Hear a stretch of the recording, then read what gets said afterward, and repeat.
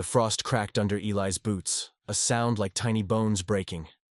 It was the only sound, besides the wind that moaned through the gaps in the stable roof, a low, tuneless hymn to emptiness. The air was a knife, sharp and cold, and it carried the scent of old hay and something else, something deeper, the ghost of liniment, the memory of sweat, the faint, sweet decay of forgotten dreams. This was a place where things came to end, and Eli had come here to end with them.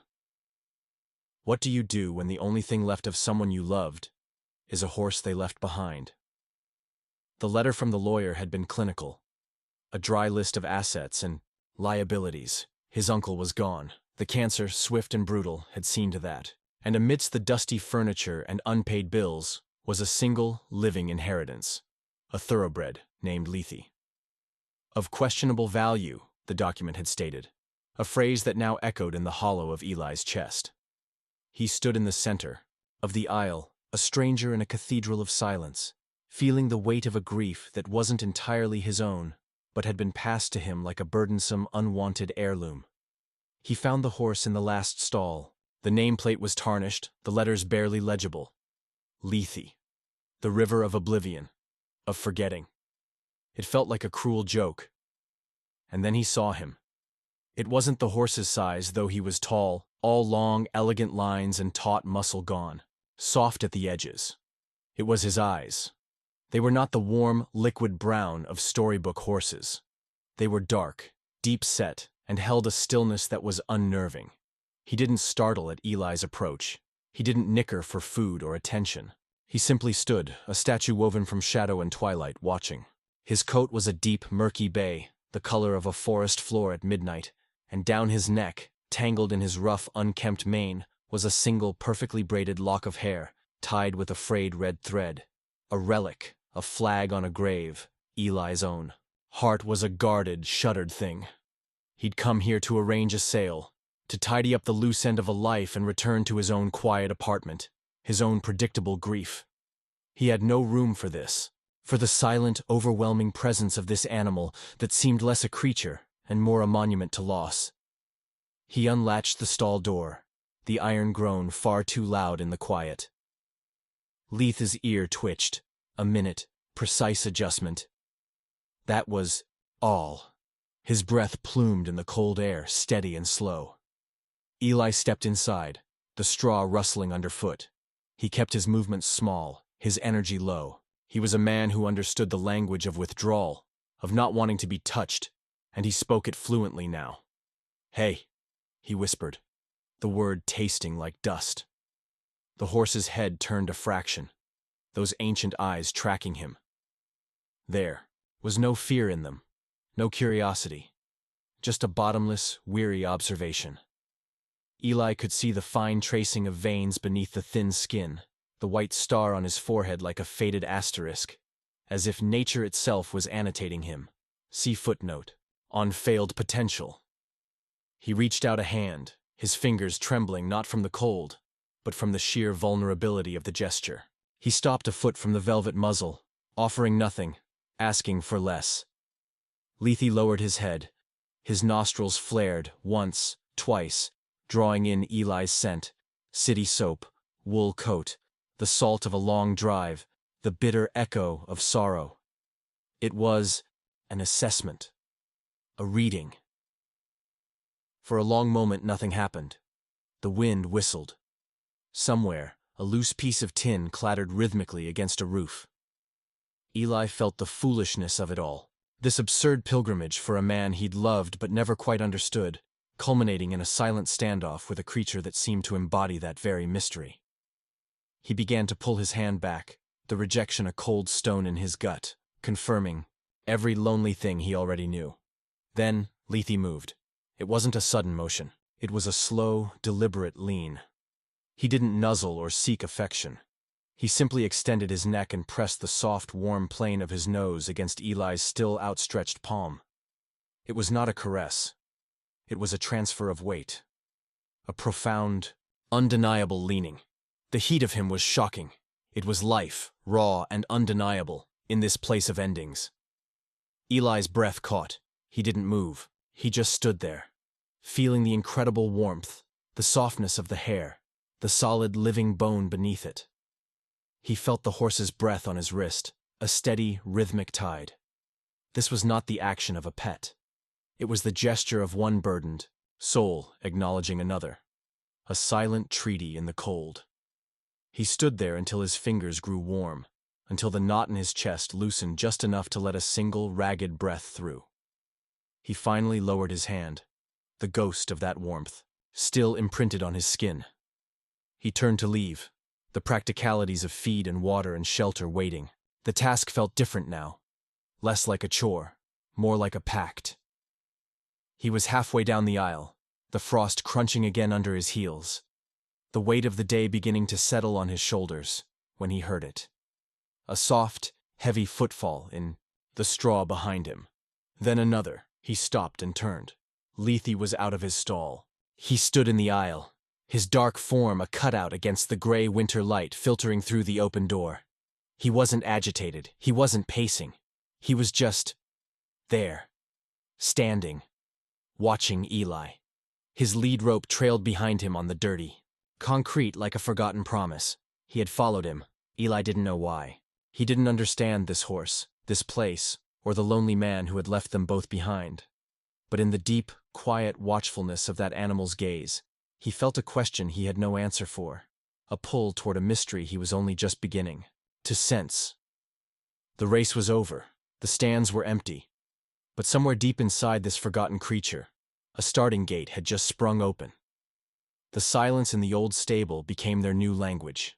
Eli learned its grammar in the weeks that followed. The soft blow of Lethe's breath as he dozed in the afternoon sun was a comma. The rhythmic crunch of hay between his teeth was a steady, comforting sentence. The slow, deliberate way he would lower his head to drink, the water sloshing in the bucket, was a period. A full stop to their quiet days. Eli's own sharp grief, the one he'd carried from the city, began to blur at the edges, softened by the sheer, simple physicality of this life. He mucked stalls until his back ached, fixed fences until his hands were raw, and in the exhaustion, there was a kind of peace. He was too tired to think, too busy to remember. But Lethe remembered. It was in the way he held himself, a constant low-grade tension humming beneath his skin. It was in his ears, which were never fully at rest, but always swiveling, tracking sounds Eli couldn't hear. Most of all, it was in his reaction to the old transistor radio Eli found on a dusty shelf in the tack room. One afternoon, trying to fill the silence with something other than the wind, Eli wiped the grime from the radio's face and twisted the dial. Static crackled, then resolved into the faint, tinny voice of a race caller from a distant track. The words were garbled, but the cadence was unmistakable. That frantic, rising staccato of a finish line approached.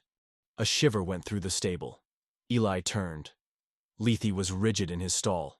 His head was high, his nostrils flared wide, sucking in the electric air. Every muscle in his powerful body was coiled, taut as a spring. The stillness in his eyes was gone, replaced by a fire Eli had never seen, a deep, primal recognition. He wasn't just listening. He was there. In the pounding of hooves that weren't there, in the roar of a crowd that didn't exist. Then, as quickly as it had come, the caller's voice faded back into static. Eli quickly turned the radio off. The silence that rushed back in was heavier, charged. Lethe didn't relax. He began to pace. A tight, frustrated circuit in his stall. 3 steps forward. Pivot. 3 steps back. His hooves beat a restless, anxious tattoo on the floor. This wasn't the calm animal who leaned into Eli's hand. This was a creature possessed by a ghost, haunted by the echo of a starting pistol. Eli watched him, a cold dread seeping into his bones. He'd thought he was caring for a horse. He was beginning to understand he was tending to a memorial. The braid in his mane, the red thread, it wasn't just a decoration. It was an anchor, tethering him to a past he couldn't outrun. The breaking point came on a day of relentless gray rain. It drummed on the metal roof, a mournful, endless rhythm. The world had shrunk to the walls of the stable, to the two of them and their shared suffocating silence. Eli was sorting through a final box of his uncle's things he'd been avoiding. There were old betting slips, photos of horses he didn't recognize, and a small leather-bound journal. His fingers were numb as he opened it. The handwriting was his uncle's, but frailer, the lines wavering as the sickness must have taken hold.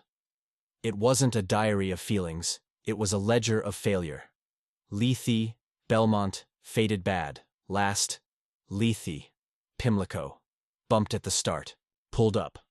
Page after page of concise, heartbreaking notations. And then, near the end, the writing changed.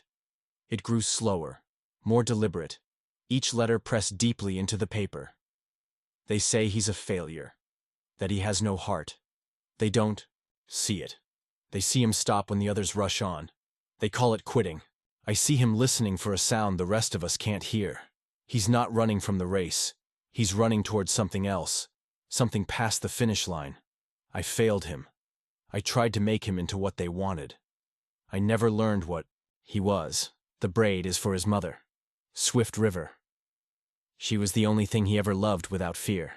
She broke a leg at Saratoga. He was in the next stall. He heard it. He remembers. He's always listening for her.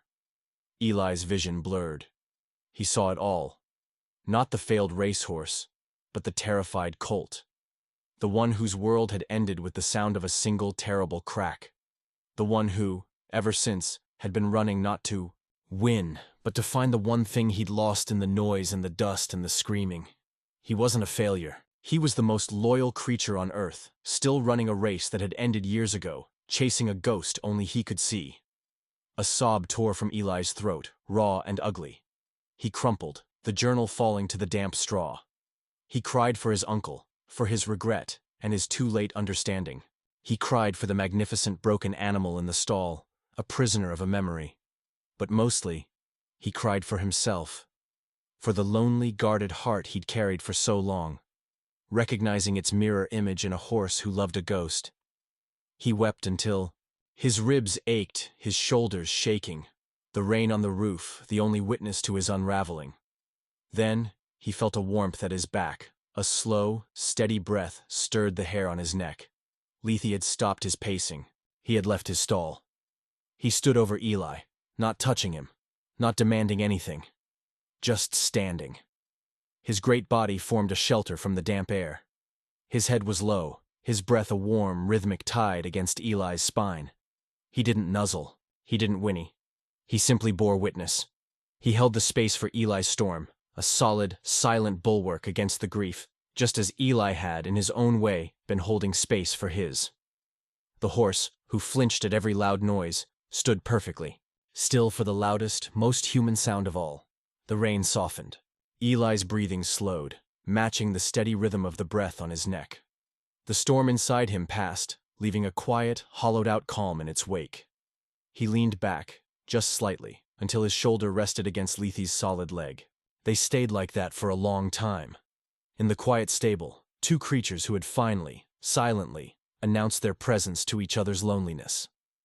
Weeks later, on a morning when the light was sharp and clear, Eli led Lethe out to the large, sloping pasture behind the stable. He unclipped the lead rope. This was no longer about training or breaking or fixing. It was about release. For a moment, Lethe stood still, his ears pricked forward, sampling the wind. Then, something in him unlocked. It wasn't the frantic, anxious energy of the radio call. It was something purer, a deep and powerful yearning given form. He exploded into motion.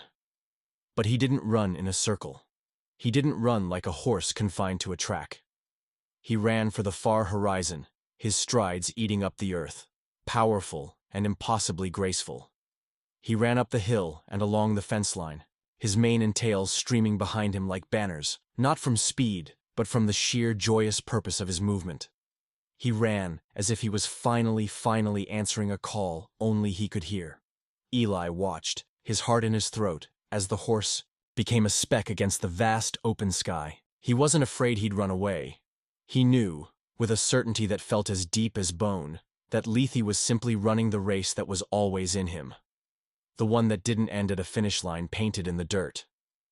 And sure enough, just as Eli began to feel the first prickle of doubt, the speck turned. It grew larger. Lethe was coming back. His gallop slowed to a canter, then to a trot, his sides heaving, his coat dark with sweat, his breath pluming in great clouds. He wasn't frantic, he was calm, spent. He walked the last few yards directly to Eli, stopping before him. He lowered his head, his nostrils still flaring, and blew out a long, hot breath that fogged around Eli's face. Then he nudged his nose gently against Eli's chest, right over his heart. It was an acknowledgement. A return. Eli reached up and touched the braid, the frayed red thread. It wasn't a tether to a ghost anymore. It was a reminder. A promise. He understood now. His uncle hadn't left him a broken racehorse. He had left him a teacher. A guide.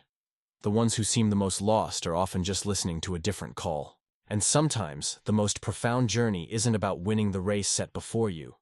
It's about having the courage to run past its end, to discover the wide, open field that exists beyond. And then, having found your peace, to know exactly who to come home to. Sometimes the ones who carry you are the ones no one else saw coming.